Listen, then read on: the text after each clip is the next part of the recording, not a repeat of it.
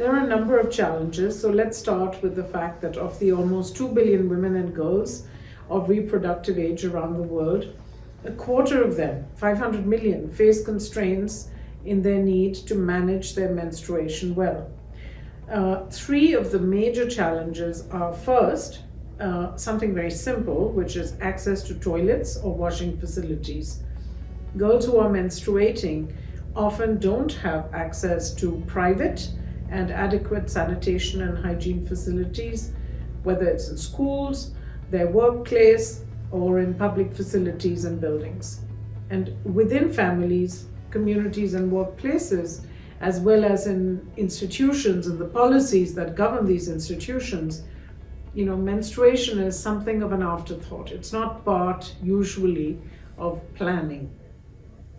And the implications of menstruation, including the privacy concerns, the safety concerns, are also usually not part of the design of water and sanitation facilities. So that is one big challenge. And then we also have to remember that women who are using public toilets often don't have the funding to pay for them.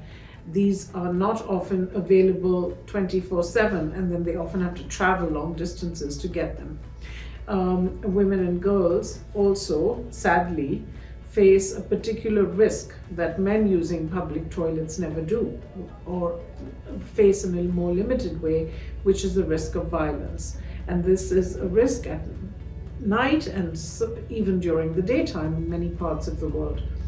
So, women across sub-Saharan Africa, for example, report that they also don't have access to clean water, which also means that there is a health and safety issue. The second challenge, which I think is very important to discuss, is discriminatory norms and practices. And that's because there is stigma still, in 2023, attached to the whole issue of menstruation.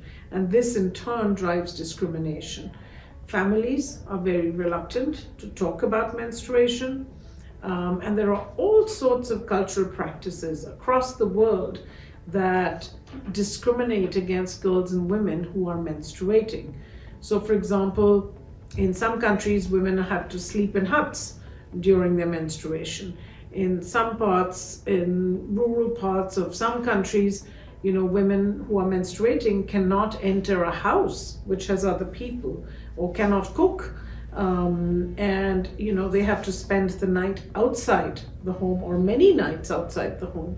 So these kinds of rules and cultural practices are also a terrible challenge and a difficult challenge to solve for many women. But it's not just in developing countries.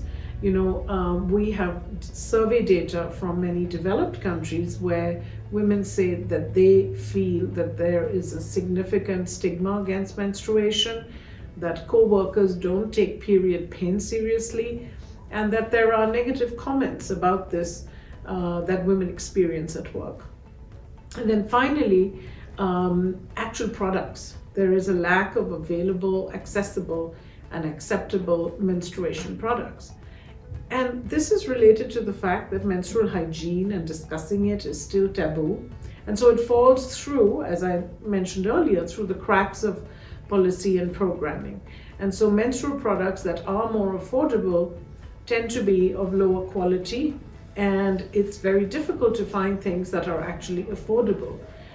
This is why India's innovation on the 1 rupee sanitary pad is a very important innovation. And this is something that really needs to be replicated in most parts of the world, because affordability of menstruation products is also very important.